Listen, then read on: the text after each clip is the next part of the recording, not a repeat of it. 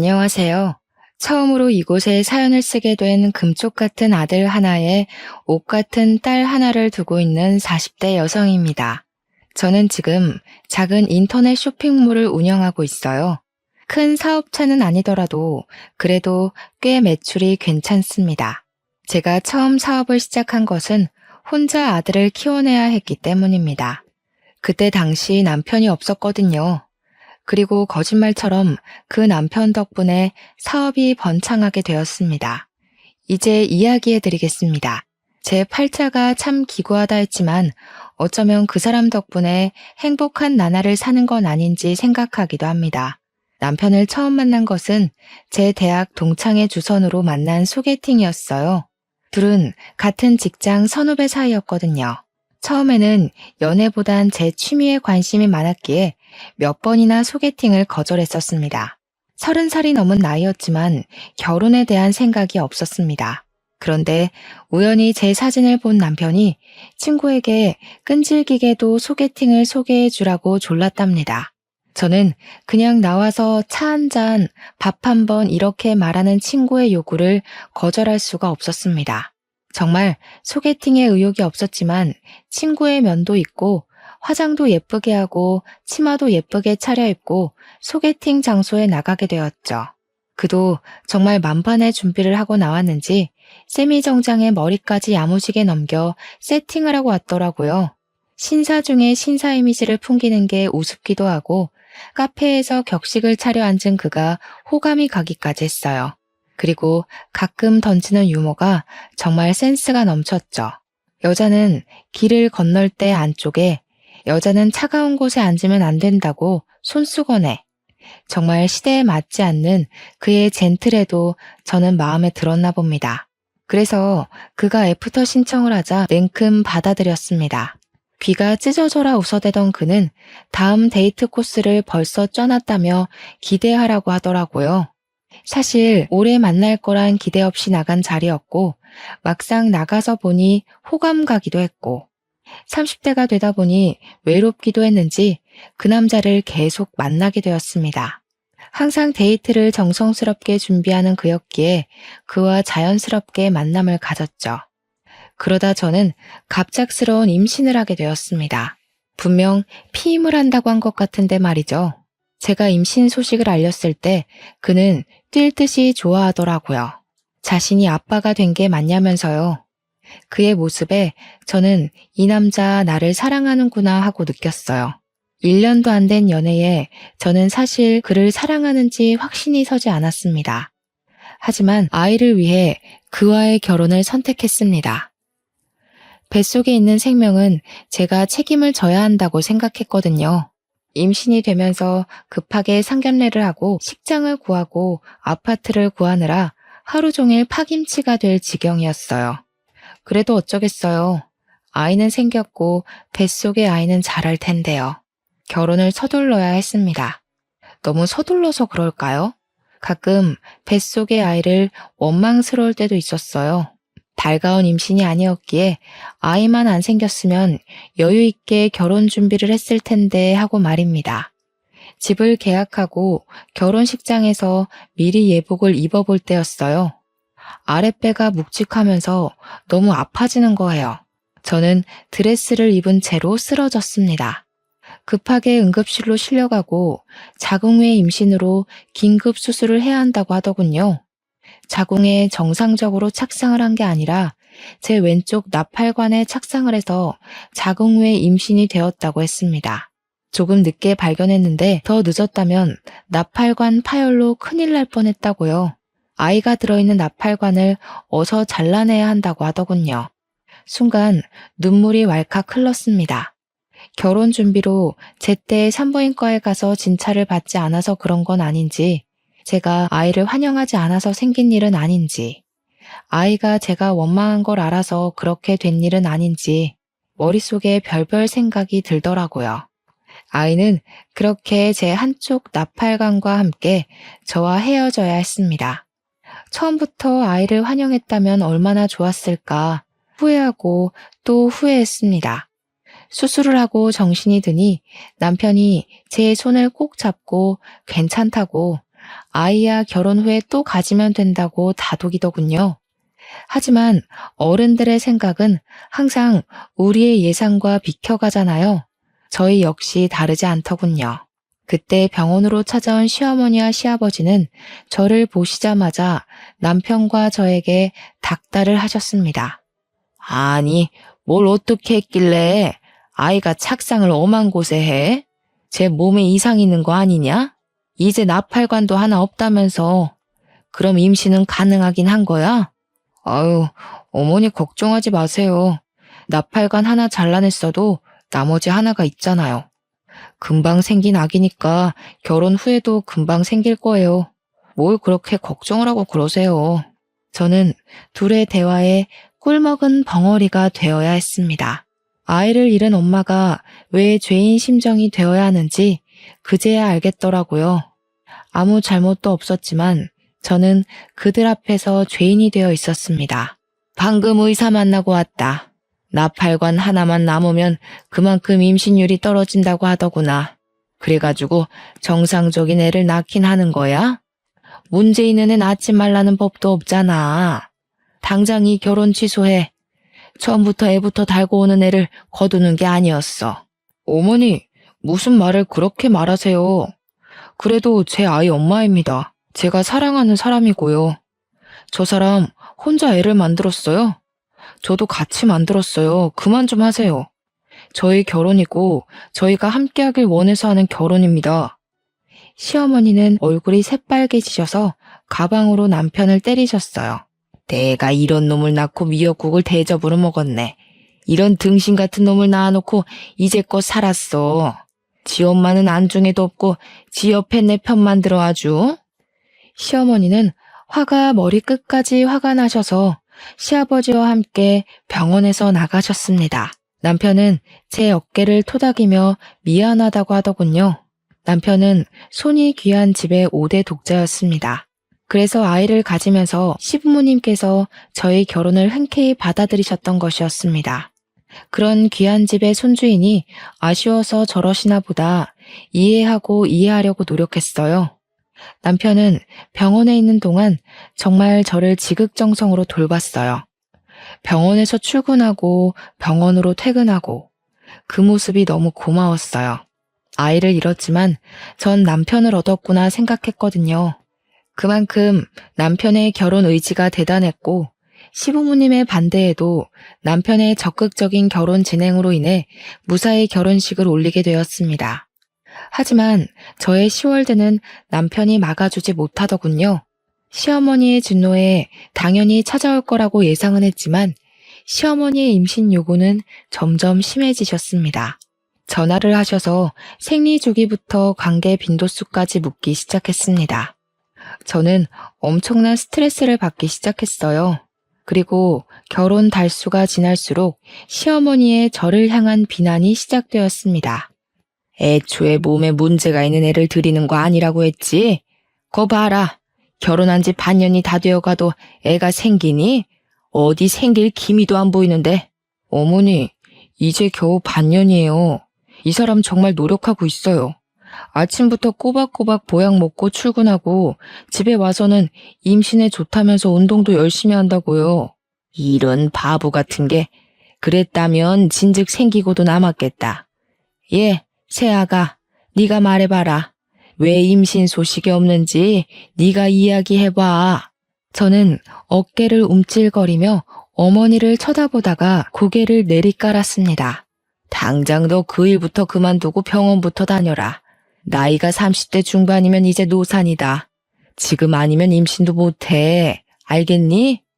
애를 만들어서 일을 하든 애를 낳아놓고 일을 하든 그때 가서 해라. 알겠냐? 저는 작게 네라고 대답을 할 뿐이었습니다. 35살이 지나면 노산이라는 말은 들어봤습니다. 전 아직 30대 초반이었지만 어머님 말대로 이 시기가 지나면 임신이 어려울 수도 있다는 생각을 하게 되었습니다. 일단 저는 나팔관 하나가 없었으니까요. 그만큼 랜덤으로 임신 확률이 떨어지는 거니까요. 지금 생각하면 애를 못 낳는다고 뭘 그렇게 쥐잡혀 쭈그려져 살았는지 조금 더 당당하면 좋았을 걸 하는 생각이 듭니다. 남편을 소개해준 제 친구에게 이런저런 속풀이를 하며 저를 달래었습니다. 친구는 아직 미혼이었기에 저를 다 이해하지는 못하는 듯 했지만 그래도 위로하고 만나면 밥도 사주며 저를 달래주었어요. 자신도 남편을 소개해준 책임감 같은 게 있다나요? 참 좋은 친구를 두었다 싶었죠. 그렇게 어머님 성화에 못 이겨 저는 결혼한 지 1년 만에 직장을 그만두어야 했습니다. 오랫동안 지냈던 직장을 그만두고 제가 한 일은 임신을 위한 일이었습니다. 친정엄마는 그런 저를 보고 속상해 하시면서도 임신에 좋다는 음식을 꾸준히 해주셨어요. 큰 잉어를 잡아다가 고아 오시기도 하고 흑염소를 잡아다가 한약을 만들어 오시기도 했죠. 왜 그런 말 있잖아요. 딸 가진 죄인. 바로 그게 저희 친정엄마였어요. 왜 엄마까지 시댁 눈치를 봐야 하는 건지 속이 상해서 몇 번이나 괜찮다고 하지 마시라고 해도 엄마는 제게 그게 쉽냐고 10년을 일한 직장을 그만두면서까지 노력하는데 엄마라도 돕게 해달라고 하셨어요. 정말 그때 엄마가 있다는 사실에 감사했답니다. 불임 전문병원에 다니면서 몇 번이나 인공수정을 시도를 했지만 결국 실패를 하고 시험관을 하자는 선택을 하게 되었습니다. 호르몬 주사를 바늘로 배를 찌르는 건 인공수정과 별반 다름이 없었지만 난자를 채취하는데 정말 힘이 들더군요. 난자를 채취를 하면 저는 어김없이 배에 빵빵하게 복수가 차올랐습니다. 튀어나온 배를 보며 여기에 아기가 있었으면 얼마나 좋을까를 몇 번이나 곱씹어서 생각을 했습니다. 그렇게 연달아 시험관을 5번 실패하고 나니 저는 몸도 마음도 병들어갔어요. 자신감도 사라지고 온통 멍이 든 제 배를 보고 쪼그려 앉아 울기를 반복했습니다. 그때도 저를 위로해주는 사람들은 제 남편과 친구였습니다. 임신 준비로 술을 못 먹는 저를 위해 치킨과 콜라만 먹으며 친구는 저를 토닥였습니다. 야, 너무 기죽지 마라. 조금 쉬면서 하는 건 어때? 내 주위에 보니까 시험관 하다가 몇 달 쉬고 아기 생긴 부부도 많다더라. 몇 달 쉬었다가 몸 좀 추슬러서 해봐. 그러다가 너까지 병날까봐 두렵다. 그러니까 그럴까봐. 배가 성한 곳이 한 군데도 없어. 복수가 계속 차서 이제 하는 것도 두렵고 아프고 무섭고 남들은 순풍순풍 잘만 가지는 아이인데 나는 왜 이렇게 어렵지? 에휴, 자기야, 우리 그냥 애기 낳지 말고 우리 둘이 살자. 난 딱히 아이 바라지도 않아. 그냥 당신만 있으면 돼. 내가 우리 부모님께 잘 말해볼게. 우리 둘이 살면서 여행도 다니고 여유롭게 살면 되잖아. 그렇게 이야기해주는 남편이 너무 고마웠어요. 말만으로도 저는 많은 위로를 받았어요. 하지만 그게 말이 쉽나요? 남편은 단 한 번도 시부모님께 그 말을 꺼내지 못했어요. 5대 독자라는데 어머님이 바로 저희의 이혼 이야기를 꺼낼 것이 뻔했으니까요. 그래서 말뿐인 남편의 위로라도 저는 감사하게 생각했습니다. 어느 순간 남편은 지방으로 출장이 잦아지고 일이 바빠지기 시작하더라고요. 한 달에 1번에서 2번 정도는 꼭 지방으로 출장이나 회사에서 밤을 새우는 남편이 걱정되었습니다. 같은 회사를 다니는 친구에게 물어보니 요즘 회사가 한창 바쁘다고 하더라고요. 저는 그를 위해 몸에 좋다는 음식을 해먹였습니다. 시험관 시술을 잠시 쉰다는 저희의 말에 어머님께서 노발대발 하시기도 하셨기에 그에게라도 잘 챙기는 모습을 보여드려야 안심하겠다 싶었어요. 그날도 갈비찜을 해놓고 그를 기다렸습니다. 남편은 오늘도 늦는다고 연락이 왔더라고요. 먼저 밥을 먹으라고요. 어쩔 수 없이 저는 제가 한 갈비찜을 혼자 먹기로 했습니다. 그런데 그날따라 속이 너무 안 좋은 거예요. 아까 음식을 만들 때만도 그렇게 역하지 않았던 것 같은데 한 입 입에 가져다 대었는데 정말 속에서 구역질이 올라오는 게 변기로 가서 빈속을 개어내었어요. 속도 울렁거리고 메스거리는 게 딱 첫 아이 가졌을 때랑 너무 비슷했습니다. 입덧이요. 저는 바로 방으로 가서 임신 테스트기를 가지고 떨리는 마음으로 테스트를 해보았습니다. 그 순간이 얼마나 조마조마하던지 두 손을 꽉 쥐고 두 줄이 뜨기를 잠시 정말 희미하게 보일랑말랑 두 줄이 보이는 게 아니겠어요? 하늘을 날아갈 것 같았습니다.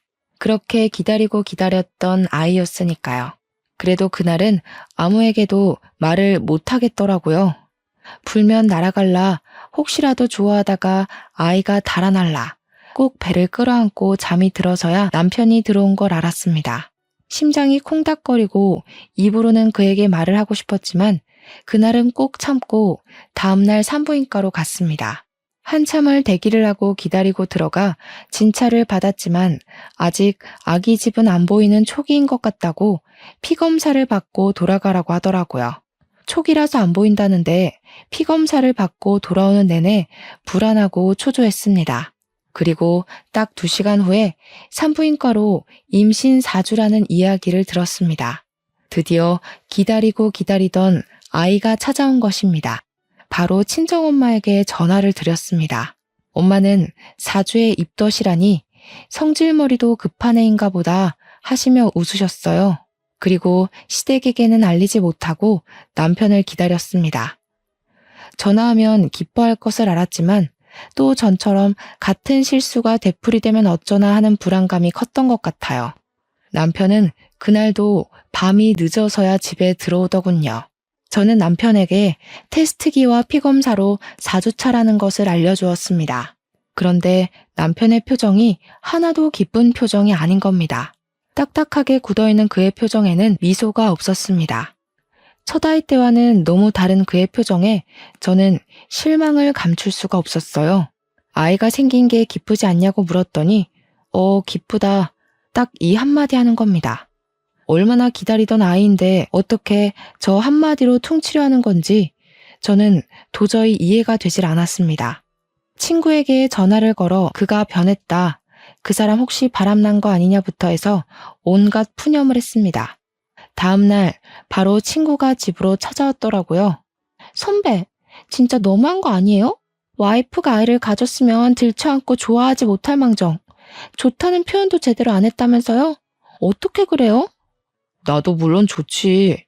그런데 또 전처럼 그렇게 좋아했다가 그럴까봐 너무 걱정돼서 그렇지.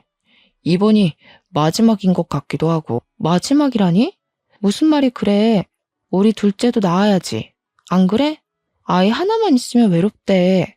하나 더 낳아서 키우자. 그의 입에 어색한 미소가 피어났습니다. 그도 첫 아이를 잃고 저만큼 많이 힘들어했구나 하는 생각이 들었어요. 같은 부모니까요.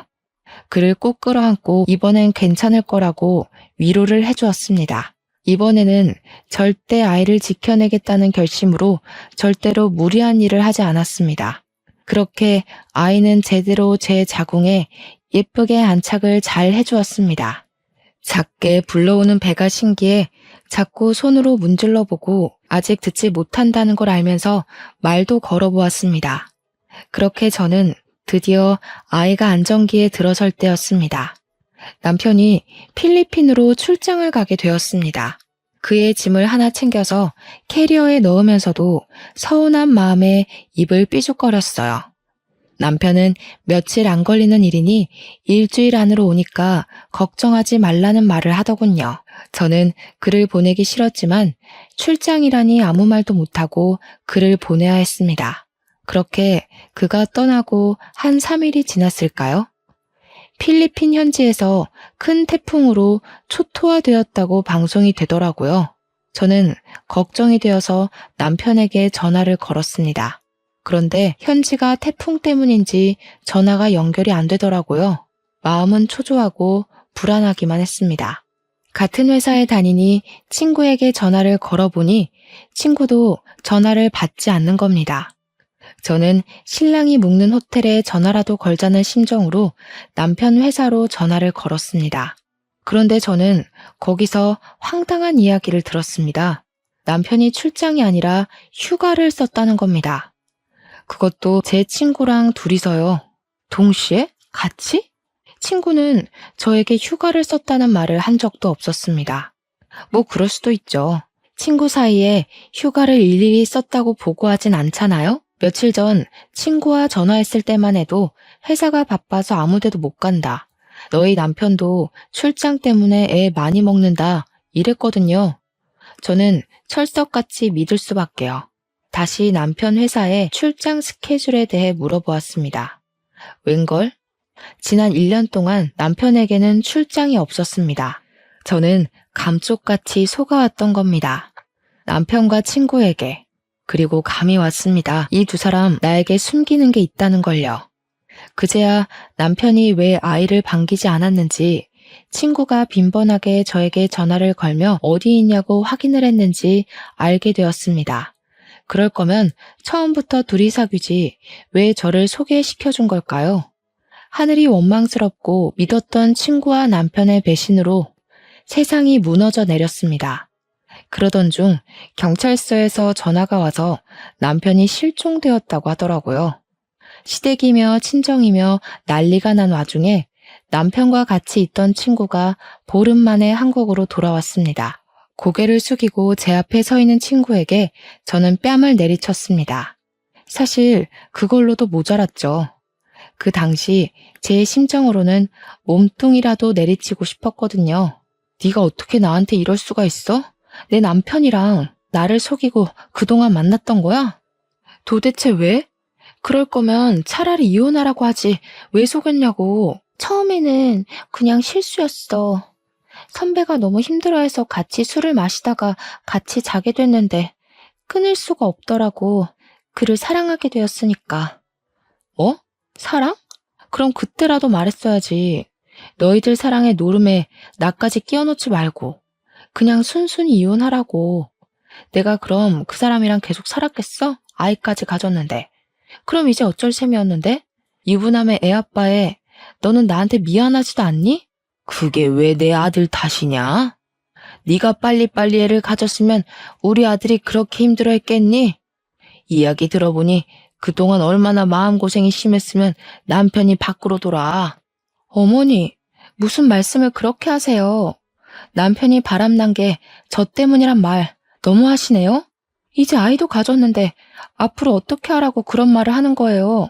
그러니 있을 때 잘하라는 말이 왜 있는데 그렇게 떽떽거리니 우리 아들이 밖으로 놔두는 것도 무리가 아니다. 그깟 애 하나 가졌다고 유세 부리냐? 아비 잡아먹은 애를 누가 반긴다고 그렇게 얼굴 빳빳하게 들고 서 있나 몰라?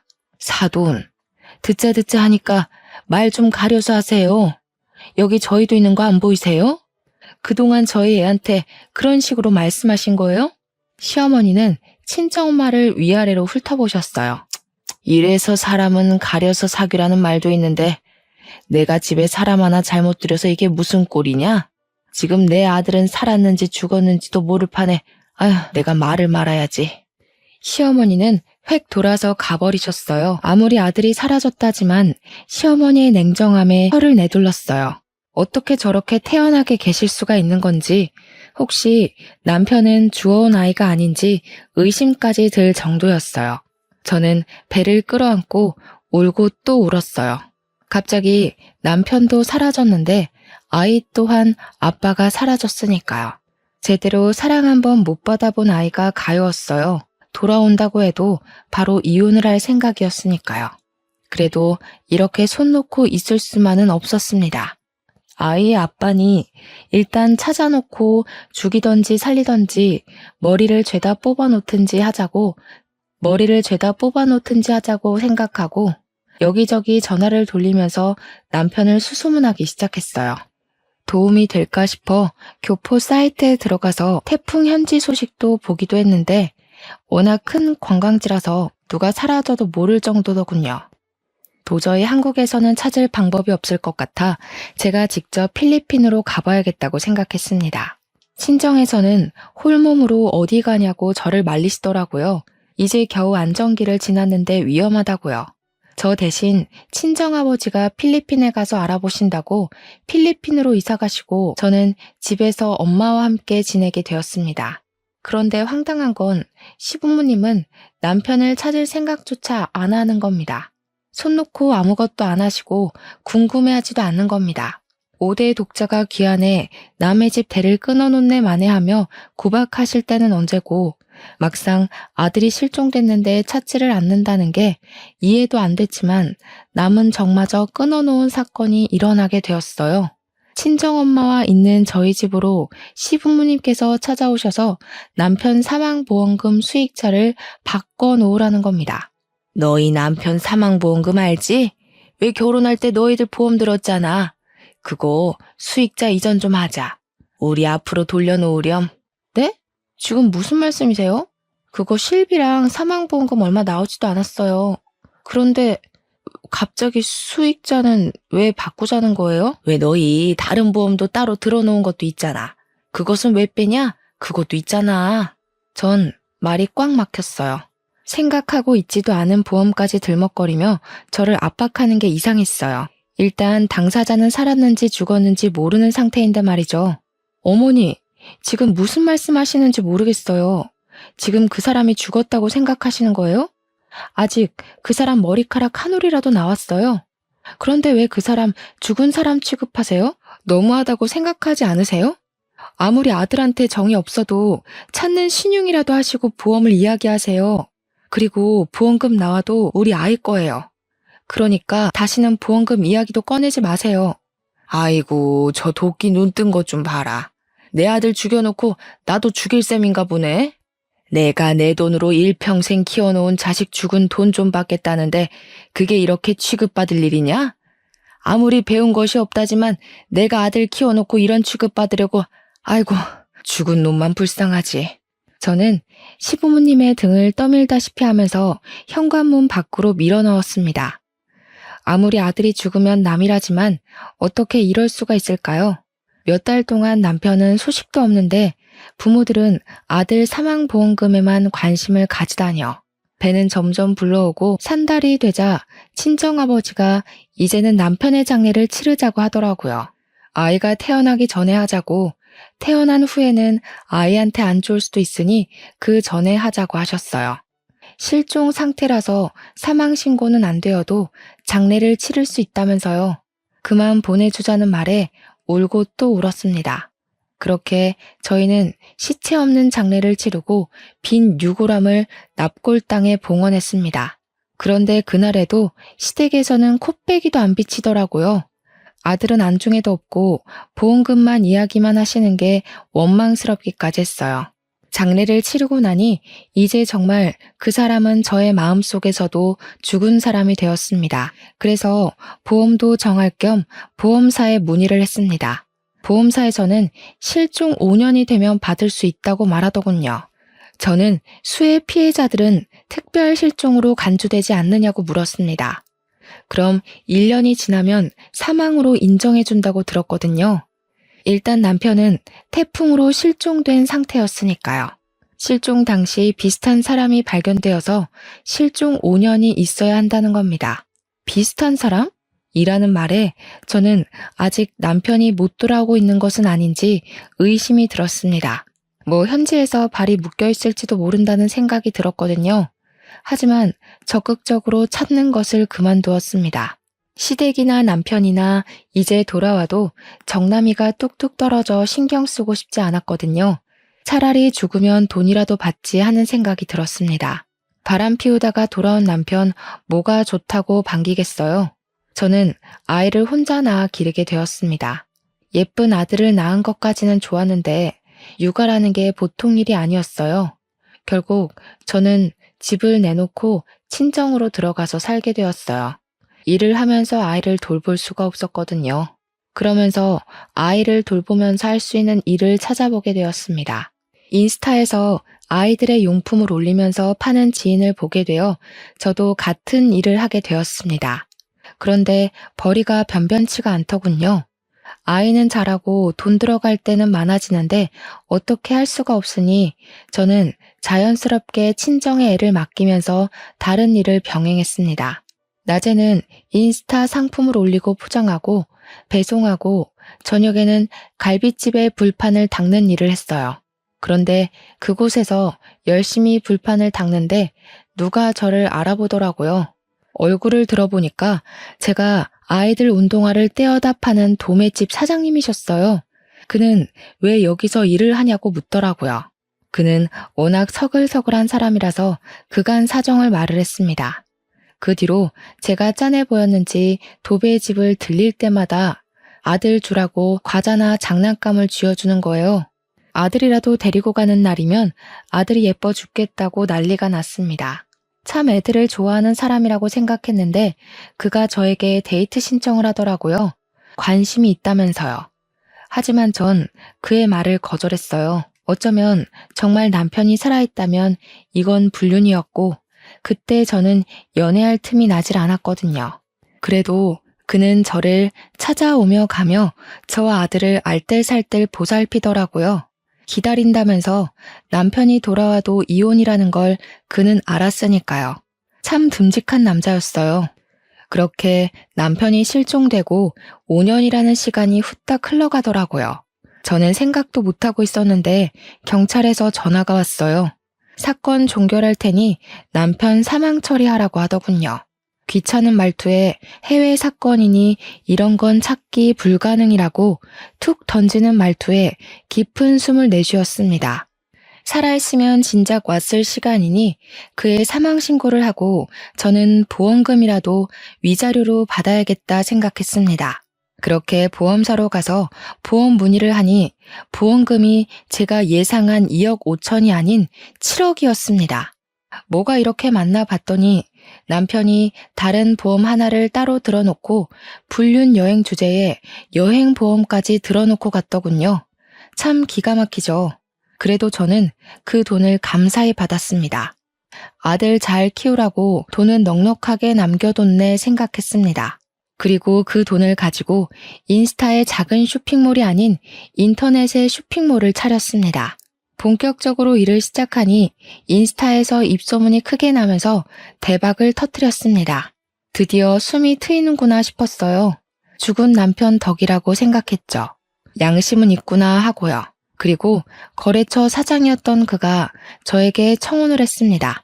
남편도 사망 신고도 했고 사업도 자리 잡혔으니 자신을 받아주라고요.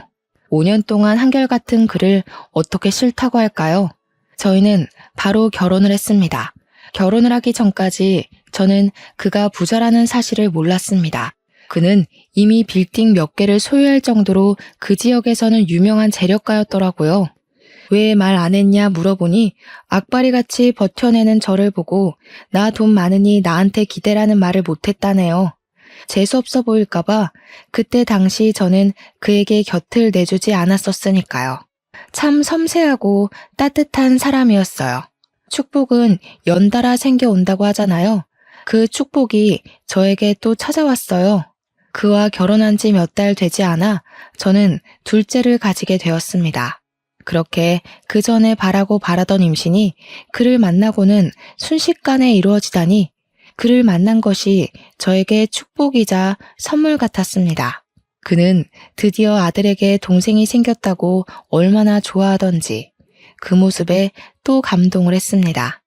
그렇게 행복한 시간을 보내고 있는데 갑자기 누군가 현관문을 두드리며 초인종을 신경질적으로 눌러대는 겁니다. 제가 나가보니 전 시부모님이었습니다. 정확히는 실종된 남편의 부모님이죠. 그리고 그 옆으로 제 남편과 불륜을 저지른 친구가 있는 겁니다. 왜 찾아왔냐고 물어보니 전 남편의 사망보험금을 내놓으라는 겁니다. 네가 우리 아들 보험금 받아갔냐? 어디서 베어먹지 않은 행동이야? 어? 다른 남자랑 결혼했으면 내 아들 돈을 우리한테 줘야 하는 거 아니냐? 빨개진 어머님의 얼굴을 보고 저는 이를 꽉 깨물었어요. 그 돈은 절대 뺏길 수 없는 제 아들 돈이었습니다. 아빠에게 유일하게 받은 거니까요. 그게 왜 어머니 돈이에요? 수익자는 저로 되어 있어서 제가 받아온 건데요. 그리고 그 아들도 여기 버젓이 살아있고요. 제가 왜 드려야 하죠? 아들은 다리를 꽉 끌어안고 처음 본 친할머니, 친할아버지를 물끄러미 보더라고요. 닮은 구석이 하나도 없는데 어디서 내 아들 새끼라고 말하는 거야? 다른 남자랑 생긴 아이인지 어떻게 알겠니? 남편 사망 신고하자마자 결혼해서 살면서 뭐가 잘났다고? 돈이나 내놔. 무슨 말을 그렇게 하세요? 아무리 정이 없다고 해도 어머님 손자예요. 그리고 그 돈은 절대 못 내놔요. 바람 피우다 죽어놓고서 딸랑 그거 남겨놓았는데 제가 왜 줘요? 아들은 울음을 터뜨리고 시부모님과 제 친구는 집 안으로 들어오며 물건을 집어던지기 시작하더라고요. 저는 아들을 꼭 끌어안고 버텼습니다. 퇴근하고 돌아온 남편은 두 눈을 동그랗게 뜨며 소리를 쳤습니다.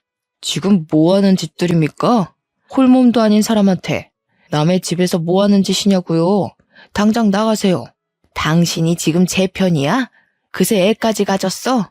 정말 할 짓 다 하고 사는구나. 내 아들 죽은 돈 내놔. 7억 내놓으라고. 내 아들 죽여놓고 그 돈 가지고 집 팔자 고치고 앉아있어. 불쌍한 내 아들. 아이고, 죽은 놈만 불쌍하지.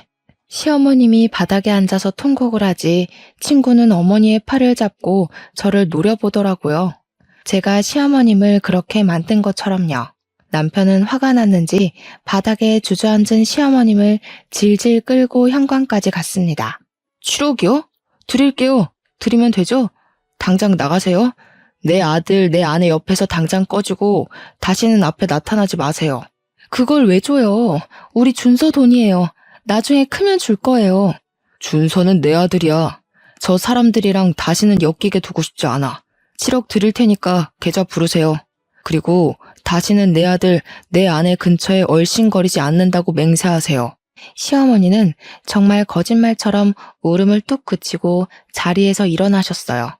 소매로 눈물을 콕콕 찍어내더니 남편에게 계좌번호가 적힌 쪽지를 건네주더군요.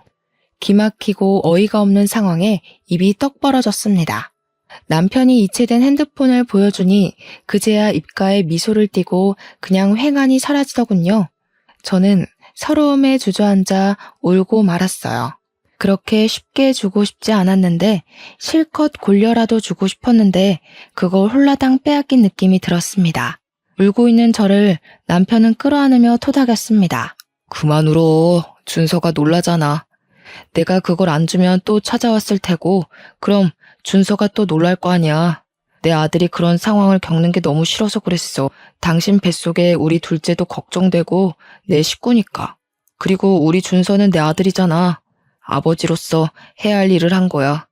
저는 고개를 끄덕이며 그를 꽉 끌어안아 주었어요. 너무 남편에게 고마웠습니다. 정말 마음으로 친자식으로 여겨주니까요. 아들에게 진정한 아빠가 생겼다고 생각했어요. 배가 불러오고 막달이 다 되어갈 때 저에게 전화가 한 통 왔습니다. 경찰서에서 전화가 왔더라고요. 보험 사기로 연루되었으니 출석하라고요. 보험 사기라니 무슨 말도 안 되는 일인가 싶었어요. 그가 사망해서 정당하게 보험금을 받았을 뿐인데 갑자기 겁이 덜컥 나더라고요. 보험금 받은 것도 다 뺏겼는데 사기라니 남편은 혼자서는 못 보내겠다고 같이 가겠다고 하더군요. 그렇게 배불뚝이 상태로 뒤뚱거리며 경찰서로 갔습니다. 경찰서에 가서 보니 전 남편과 시부모님, 제 친구가 나란히 앉아 있는 겁니다. 전 남편의 몰골은 가관이 아니었습니다. 덥수룩한 수염에 머리도 산발이 되어서 저를 힐끔거리더니 고개를 다시 숙였습니다. 살아있었더라고요. 그것도 사지 멀쩡히. 기가 막히는 현실에 웃음도 제대로 나오지 않았습니다. 형사님 앞에 앉아서야 제대로 된 상황을 들었습니다. 태풍 당시 남편과 친구는 바닷가 옆 호텔에서 묵고 있었답니다. 바람이 휘몰아치는데도 사진 한번 찍어보겠다고 바닷가로 나갔다가 파도에 휩쓸렸고 친구는 다행히 호텔로 돌아왔더랍니다. 파도에 떠밀려 구사일생으로 옆 섬까지는 살아서 갔는데 말도 안 통하는 곳에서 태풍으로 고립되었대요. 한국으로 전화가 닿긴 했는데 실종됐다는 말에 머리로 재빨리 보험금 계산을 했나 봐요. 대충 7억 정도 받을 수 있다는 생각에 1년만 버티자 생각했는데 그 통화가 실마리가 되어 5년까지 늘어났더랍니다. 그동안 친구가 필리핀까지 왔다 갔다 하면서 보살폈는데 친구도 지쳤는지 오는 게 뜸해지고 한국에서는 돈을 잘 안 붙이니 배고파서 거주지 밖으로 나왔다가 지역 경찰에 붙잡혔다네요. 불법 체류자라고 판단해서 한국으로 추방되고 그 과정에서 실종자가 아닌 게 밝혀진 거고요. 보험사에서는 사기로 판단해서 고소를 진행했답니다. 보험금 수익은 제가 탄 상태여서 경찰이 저에게 전화를 걸었답니다.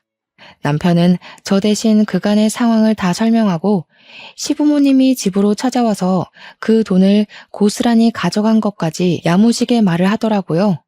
형사님도 그 상황에 어이가 없었는지 혀를 내두르시고는 쯧쯧 혀를 차시더군요. 저희 보고는 알았다고, 정상 참작되었다고, 돌아가도 좋다고 하셨습니다. 그냥 돌아가려다가 도저히 화가 치밀어 오르는 겁니다. 저는 옆에 서류 뭉치를 들고 고개를 숙이고 있는 전 남편의 머리를 내리쳤습니다. 아야, 왜 때려? 뭐야 당신, 미쳤어? 그럼 지금 제정신이겠냐?